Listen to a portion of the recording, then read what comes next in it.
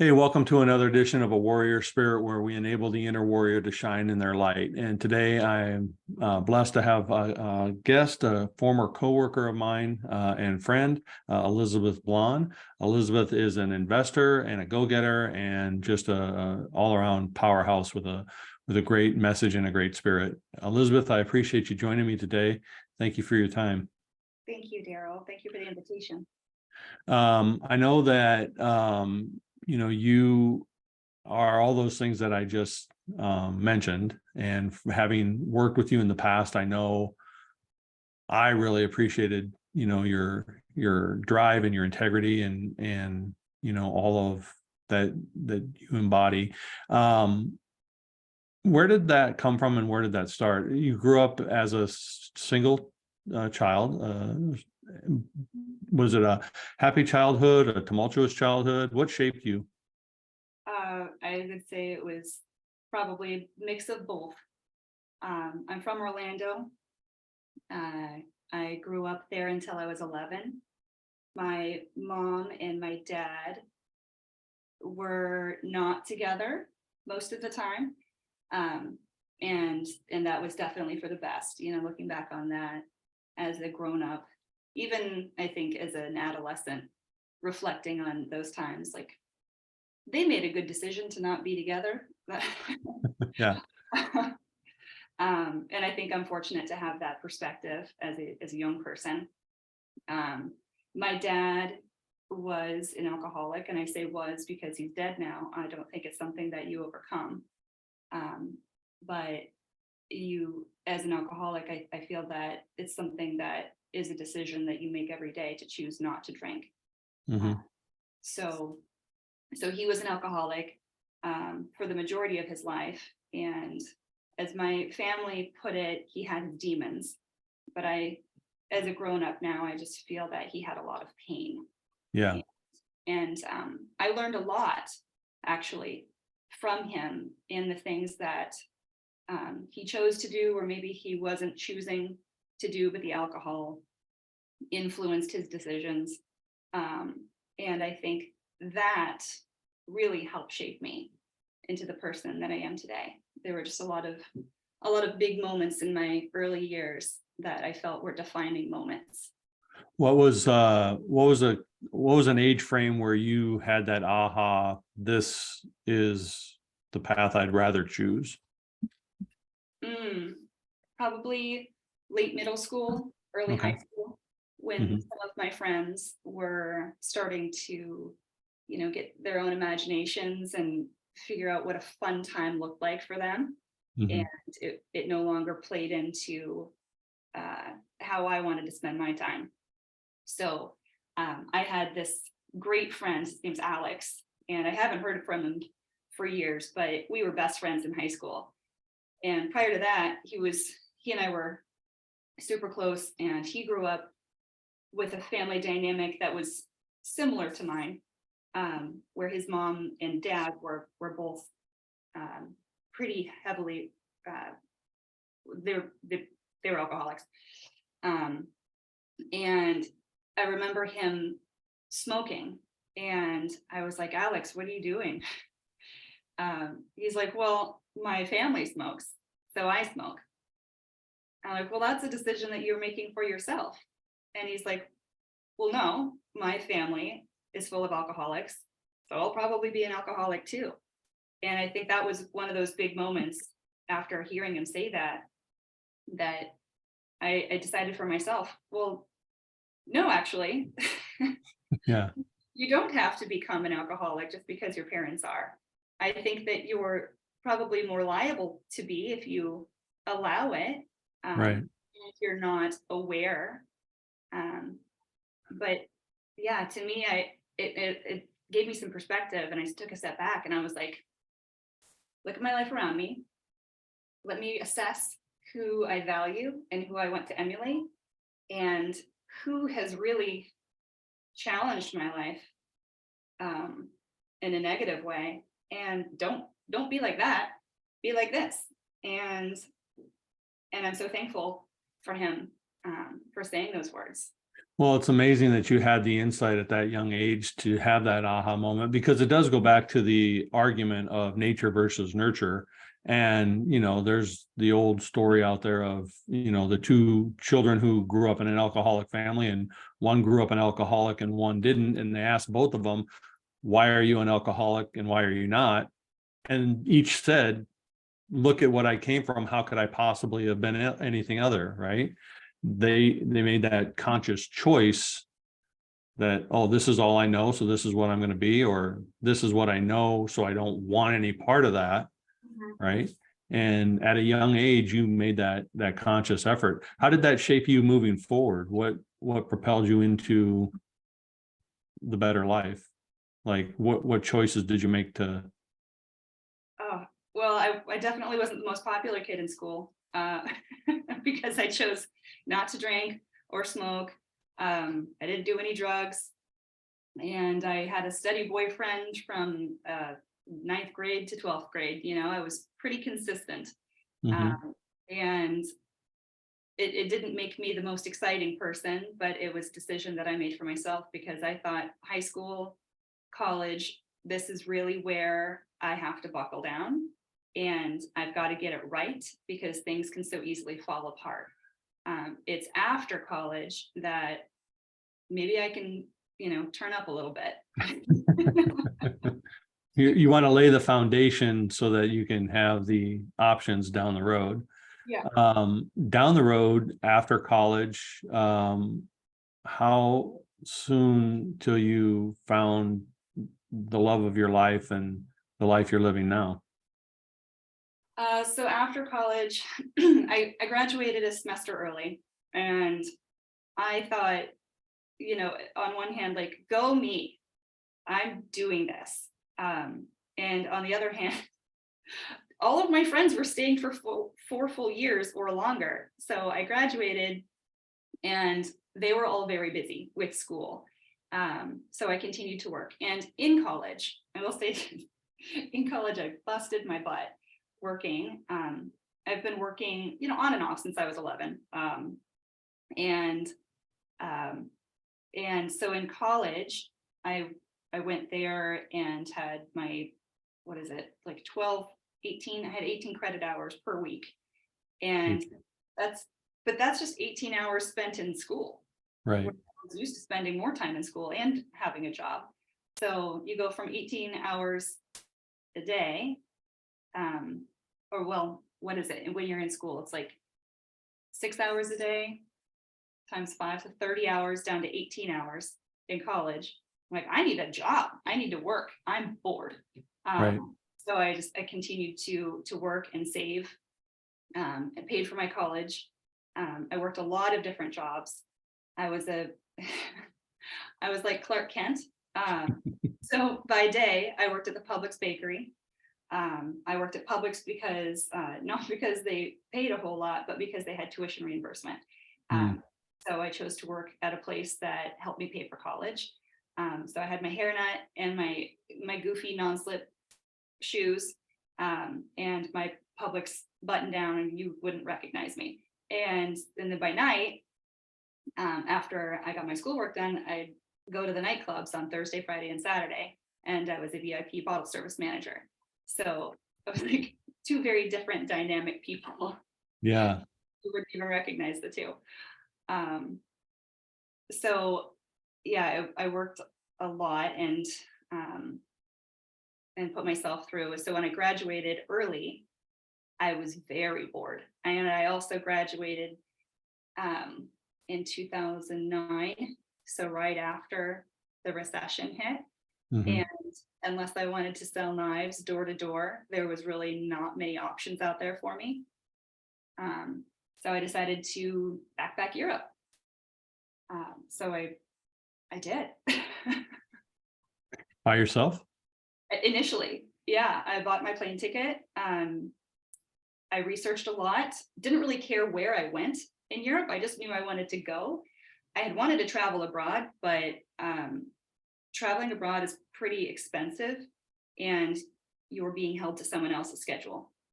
I wanted to go to Europe and do it on my own for myself, and not be told where I needed to be at all times. And I also knew there was going to be more value there for me in doing it on my own. So yeah, after college, I decided I would save up for a little bit, and I ended up spending around $2,000 or $3,000 in 2 months backpacking and traveling on the cheapest airlines possible, to go wherever throughout Europe. And I had very little plan as to where that was. I just sort of looked online, Ryanair, where can I go for here? You know, from here to wherever for $29.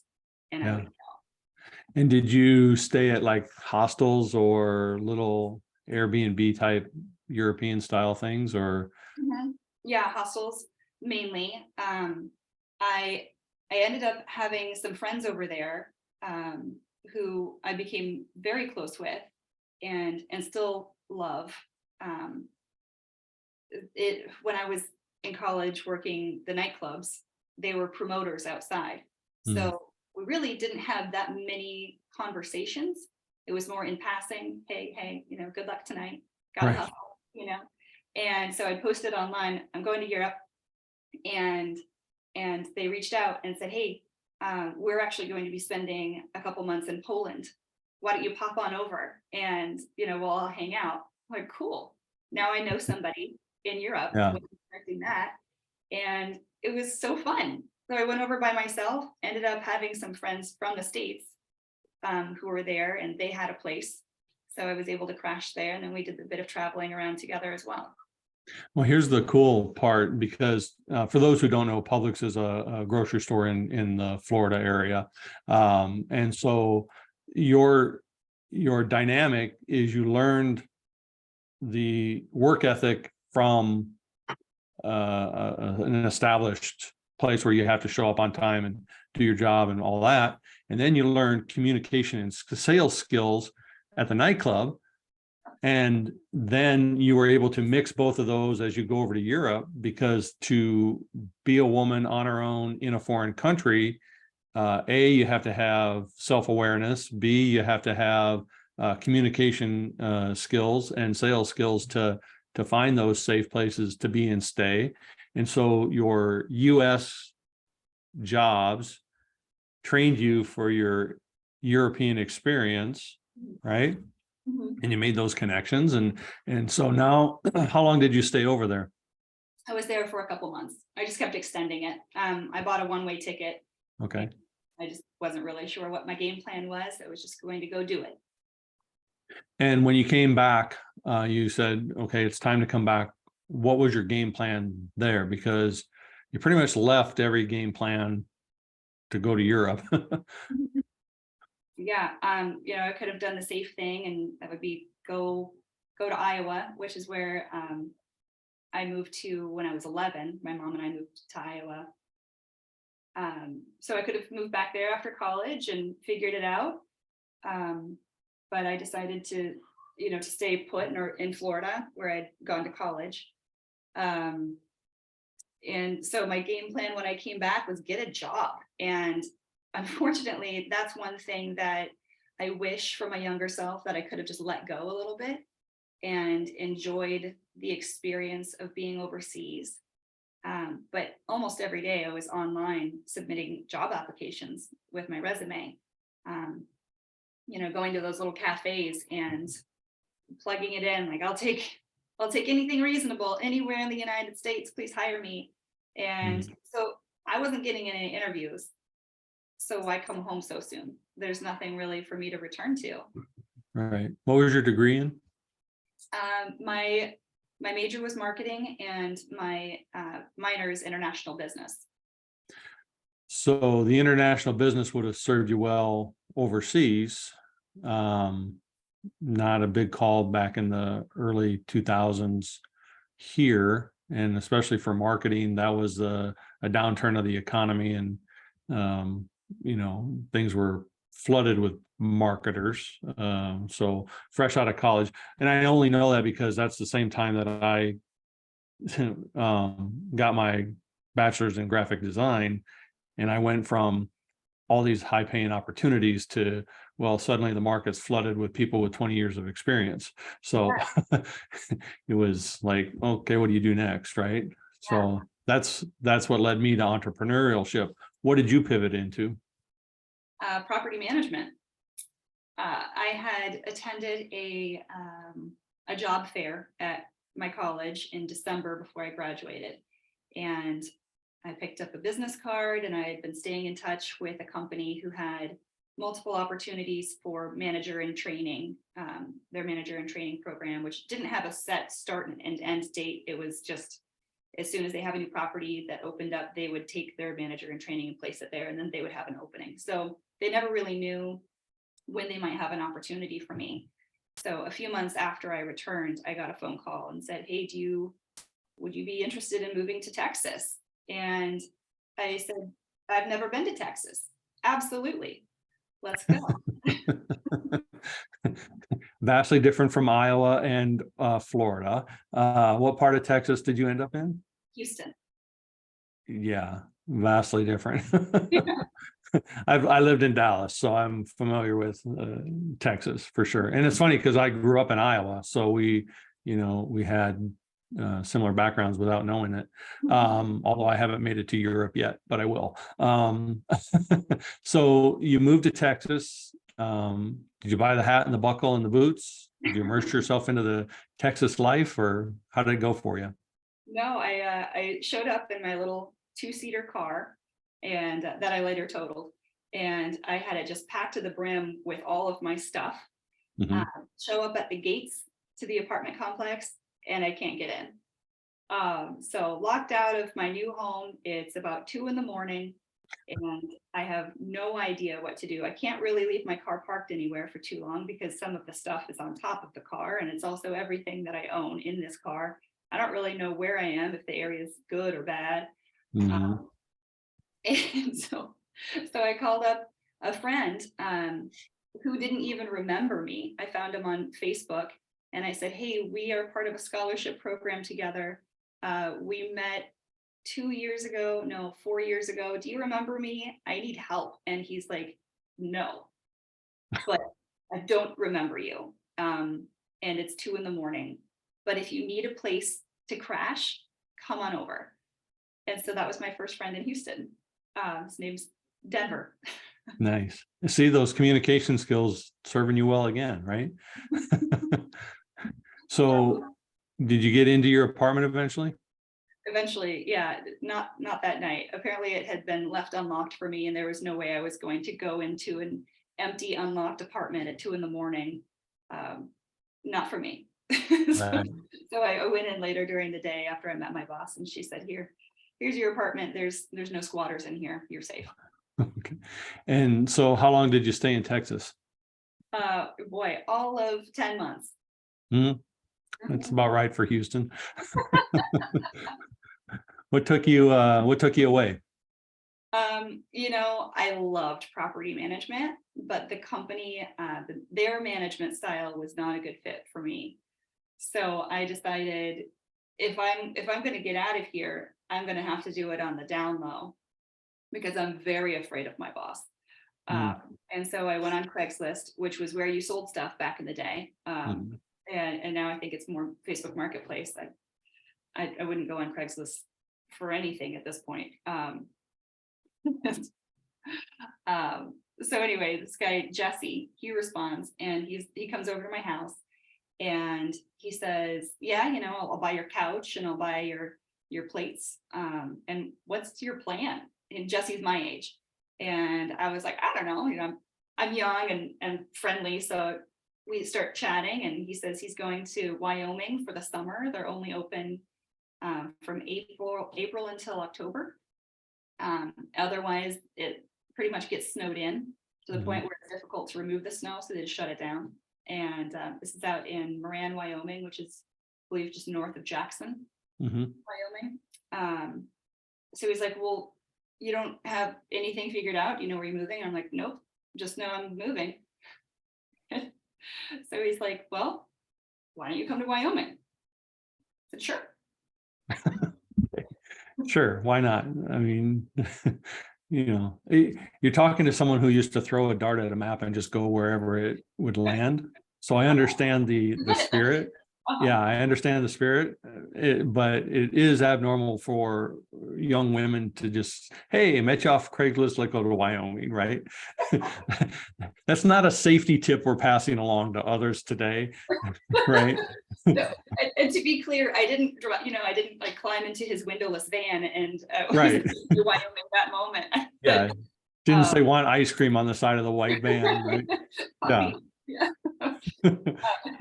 So he said, well, why don't you give me your resume and I'll forward it along and we'll see what opportunities we have out there. And so that's my one thing I'm going to do. I've now decided I'm all in on Wyoming. I've sold all of my things. I put in my 2 weeks notice and sleep on the floor of my empty apartment because I was afraid once I gave my notice that she would just say, to hell with you, get out. Mhm. But she didn't. She actually tried to give me a promotion and have me move. Oh. Well, it's too late now. Yeah. Should have had that discussion earlier. Already headed to Wyoming. Yeah, exactly. What's the job you were actually going to do in Wyoming? I did not know at this point.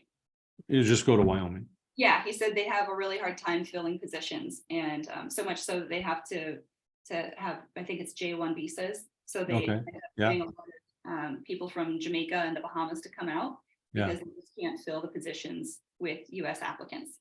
So Wow. I knew there'd be something for me. Sure. And I really didn't know up until like 2 days before I moved out there. And I ended up being a cocktail waitress, which was fun. That was right up my alley. I'd already done that at the nightclubs. I can do that. Yeah. Having a college degree, and then moving somewhere very remote and unknown. It was one of those humbling moments where I'm like, I need a job and I need a place to live. So now's not the time to be picky. It's not the economy for that. You just need to just do it and take it for the experience that it's going to end up being. So I'm very glad that I did move out there because I met my husband that very first night. Really? See, the universe conspires to help us even when we don't know that it's conspiring to help us. But when you embrace it with the attitude that you do or have most of your life, like this is just another learning experience. I'm going to take from it whatever comes, and then I'll go on to the next thing. You're not etched into this plan of it has to be this, it has to be that. So you're more open, and it brings it to you in your case, very different ways. But also very positive ways. So how did you meet your husband that night? Well, there was a company intranet. Okay. And so we are all able to get into this, essentially a chat room. If you're coming to Wyoming, this is for seasoned veterans who have been here and like done battle in Wyoming before. And then like, you're going to train these noobs coming in who have no idea what they're about to get themselves into. Ready, go, like talk. And so that's where I met him, was in one of these chat rooms. And there was actually a number of us that became friends through the chat room. So it didn't feel so lonely when we got there. Yeah. So when I got to their company bar called the Whistle Pig, I walked in and I hear 1, 2, 3, Elizabeth. And across the bar, there's this group of friends that I've met online. And so Devin was one of them. And then how did you turn that internet meeting into the relationship? How long have you been together now? 12, 13 years. Yeah. So how did you turn Elizabeth into 12 years of life together? I think everybody wants a fairy tale story, but that was not this.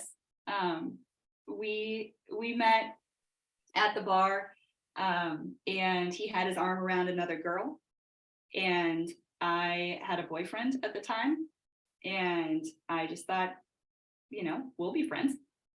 Like, this guy's safe because he's obviously with someone. Right. I was incorrect in that assumption. Dangerously handsome. And yeah, after a few days of just all of us hanging out, we could tell there was definitely something there. And so I asked before we got involved, I said, what about Sarah? And he said, Sarah who? Oh, Okay. Sarah's name is Elizabeth.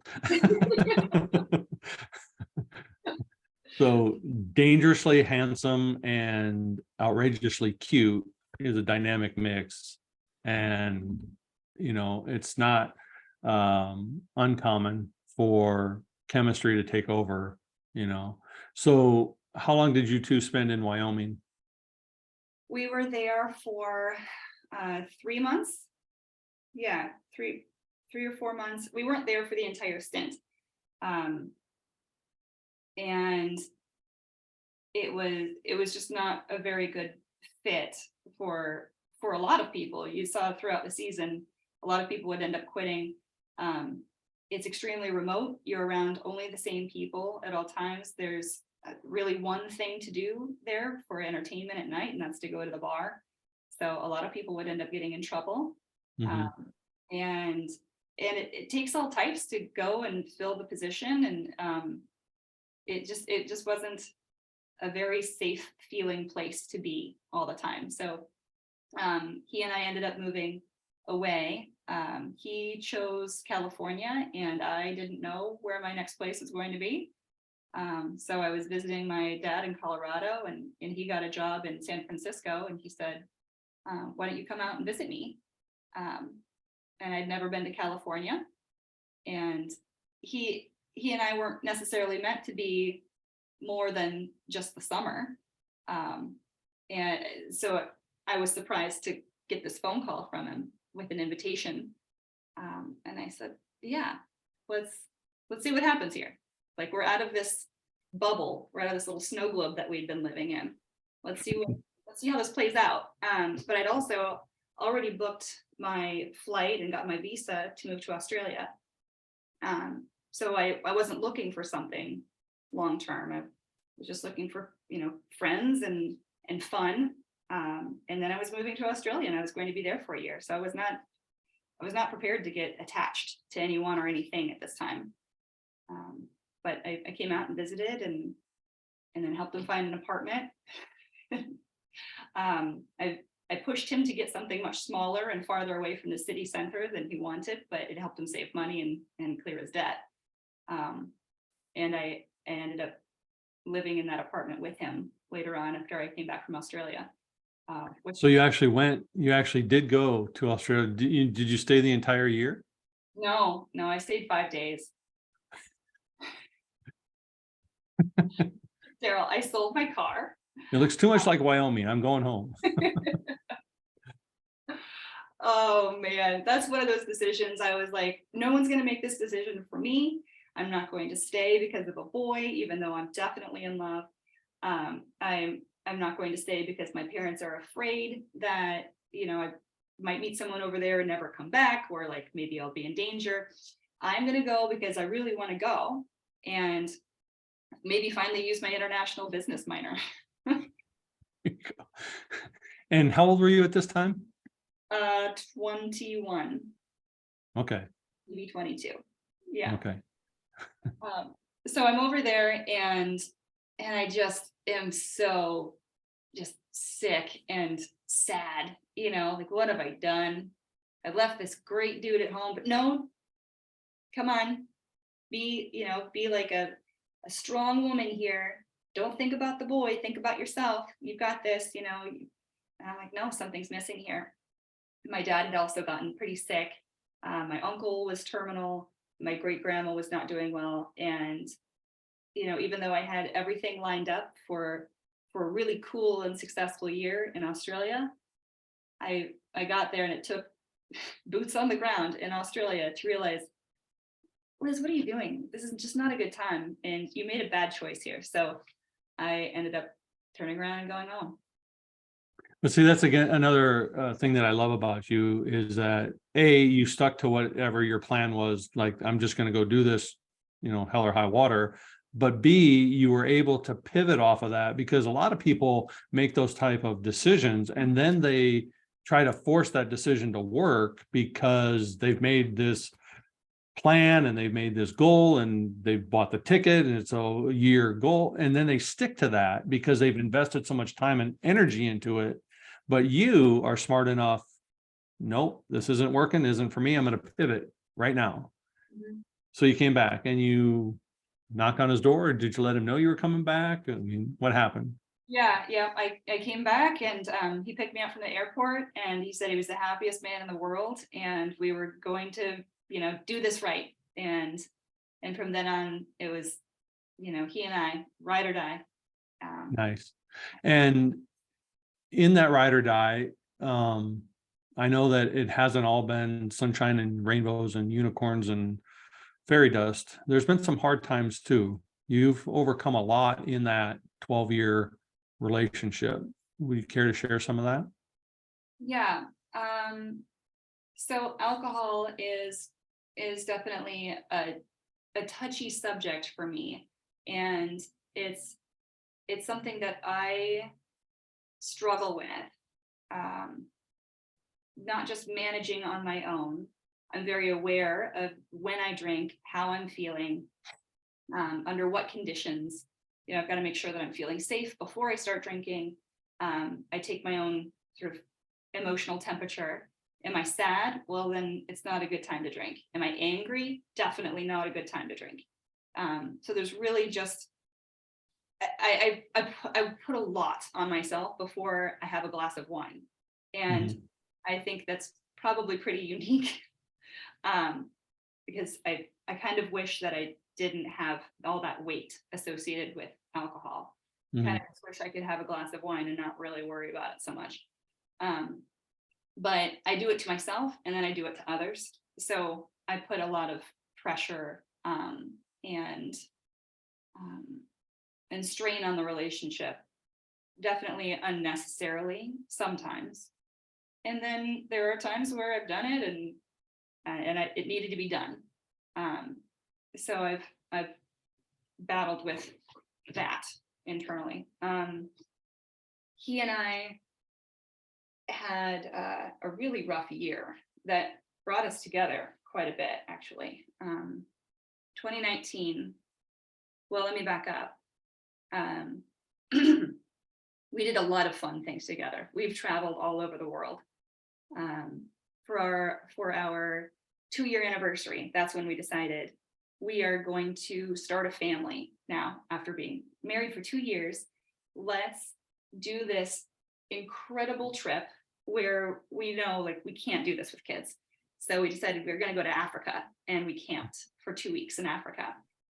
Nice. Um, and that will be that moment where things will open up for us, and we're going to buy a house, we're going to have, like, make a family, and everything will be great. We're two young, healthy, people who are on track to be successful. We're ready financially. Like, we're gonna, like, there's gonna be no problem. So we actually struggled quite a bit to get pregnant.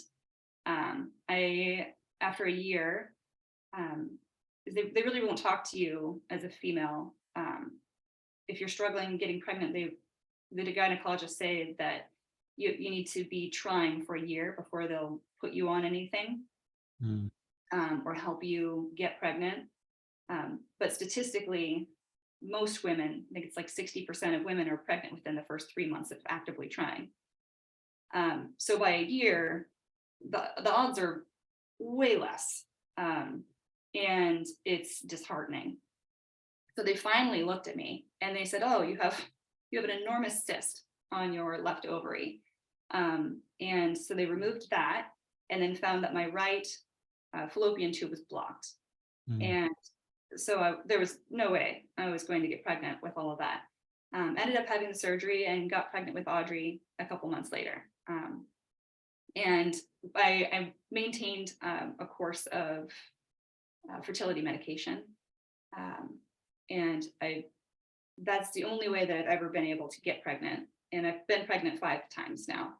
And I have 2 children. So 2019, after we had Audrey, which was one of those defining moments where, I look at her for the first time, and it's just, wow, it's monumental.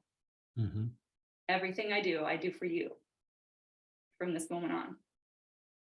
Um, we wanted that again. So we we tried many times, and in 2019 we lost 3. One got so far to be we had the gender, so we know that we lost a boy, and I had to have surgery every time. So 2019 was really tough for us. 3 in the same year? Mhm. Yep. Wow. Yep. And so with Dominic, he's our 5th and final try. That's what I said. I was like, we're gonna do this one more time, and whatever happens, happens. But I think we're done after this. And we got him, and he's incredible. And I probably snuggle on him too much and give him too many kisses. He's 2 now, and he definitely pushes me away. Well, he'll come to understand the value of those snuggles and kisses. And it takes a tremendous amount of courage and a tremendous amount of love to continue trying, especially after it all happening in the same year. But it also takes a very incredible man to stay through all of that. And you said it drew you guys closer. So Did there was a lot of communication that played into this. I was constantly telling him how I felt, and I would tell him like, "Hey, I am feeling overwhelmingly angry right now, and it's not about you, and I'm not sure where this emotion is coming from, but I just need some space, or I will eat you alive." And we just, and he'd back off. And nobody wants to be around that. There'd be times where I'm like, I'm really, really sad, and I just need you to hold me so I can cry. And he was amazing. well, I think the fact that you're able to communicate those feelings and those needs, because some of us, when we're in hardship like that, we shut down and we don't communicate the best with our partner. So they don't know what we need. And for you to be able to openly communicate that, I think, A, again, goes to your strength, and B, helps save the love and the marriage that you have. Um, you're 2 years removed. Your son is now 2. You're all the family is doing well, and you guys are, I mean, you just spent some time at Disneyland, so that had to be trying as well. But overall, you guys are doing well now.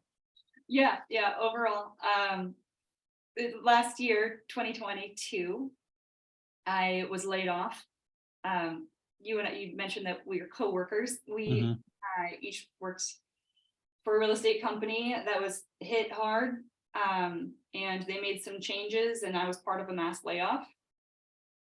So that was pretty trying as well, to have the rug ripped out from under me. Mhm. Never been fired before. I'd never been laid off, and I was incredibly loyal to this company. Mhm. So loyal, in fact, that because I knew my manager was leaving during my maternity leave, I came back early. So I took 3 weeks off with Dominic and Wow. came back to work. And I was a top producer, and they still let me go. Mhm. And it's one of those question marks in my mind, that I carried for a while. Why me? Um, but it actually, the timing worked out really well. We ended up moving to California. I had time to pack, time to get the kids adjusted, and then I got another job with another real estate company. Worked for them for 6 months, and they laid me off. So 2022, I was laid off 2 times from 2 different real estate companies. And the second time, I was not as crushed. I didn't necessarily like what I did, Mhm. but I was not prepared to lose my income over it, so Right. I was going to stay with it. So now I'm in this place where I can choose what I want to do. I'm not going to jump into anything. I'm waiting for the right job to come along, and I'm actively applying. But in the meantime, I'm trying to win this battle that I have within me. It's like, be a mom, enjoy your young children while they're this age, because they're only this age today. Mixed with like, make money now, make money, make so much money, like contribute to society, contribute to your family financially, be successful. And these two things don't really come together. Like they're on a Venn diagram. They're like very separate. Mhm. And I don't just want like weekends and evenings, and late evenings if I'm going to really grind like I do. So it's got to be the right job. And he has supported me through all of this as well, saying you don't have to work right this second. We'll be fine for several months if you just want to take a beat. Finish renovating the house, which is a project that seems to be never ending. And so that's what I'm trying to do. But if the right thing comes along, I know he'll be supportive of that. And we'll talk. Yeah, and that's a battle I think a lot of women face. Men don't face it nearly as much, stay-at-home dad or get a job versus the, stay-at-home mom, get a job battle. And I think it's a hard battle because, like you said, mom to me is the hardest job, but it's the suckiest pay. Right, yeah.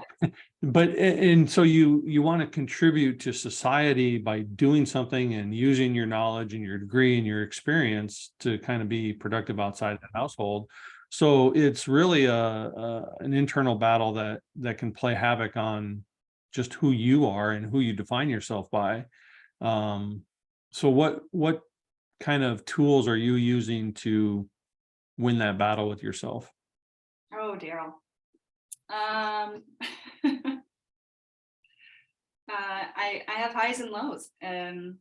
It's winter, it's been raining for 3 weeks. So there are times where I just need to remind myself that this too shall pass. I've been down this road before. I've been unemployed in the past and things have worked out. I know I will get another job.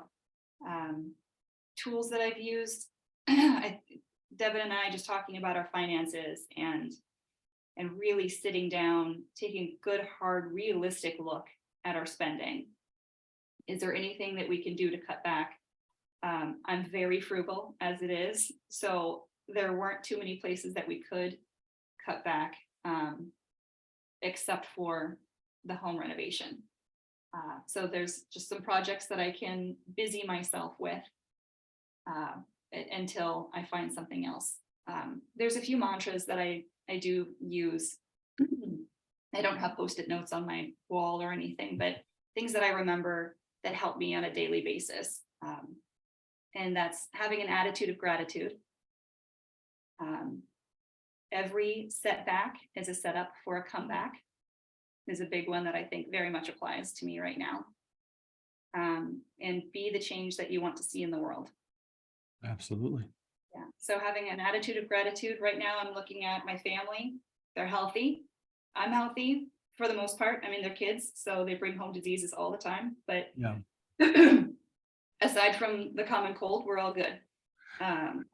Well, here's what I've come to know from the crap that I've traversed in my own life.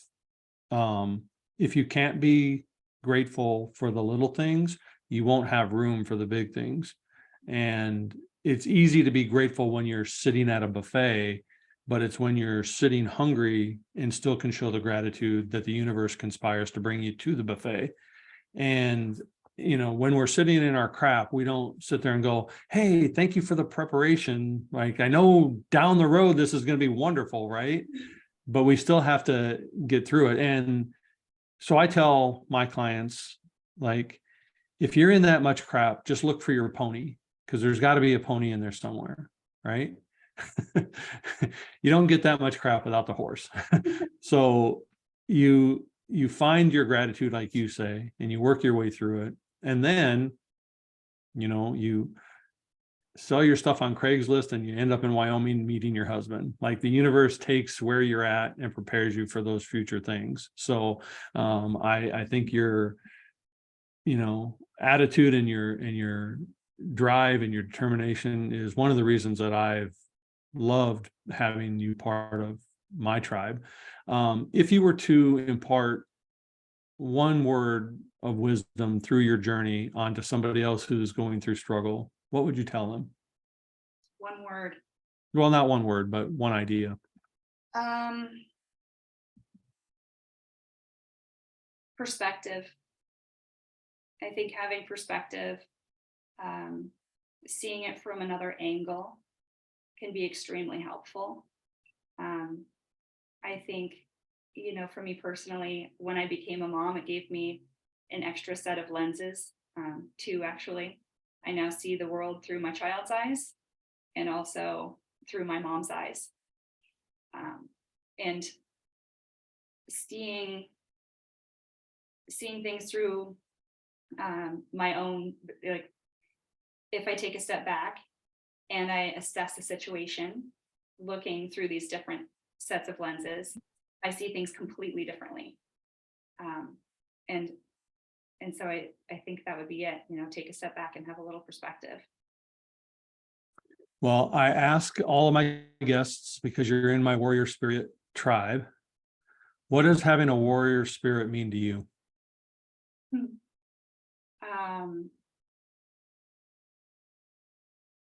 You can overcome adversity in many different ways. I think Hollywood will have you believe that being a warrior means that you're always strong, and that you're always brave and making good decisions. And I think that being a warrior just means that you pick yourself up when you're down and allowing yourself to fall down again and again and again, but continuing to get up and move forward.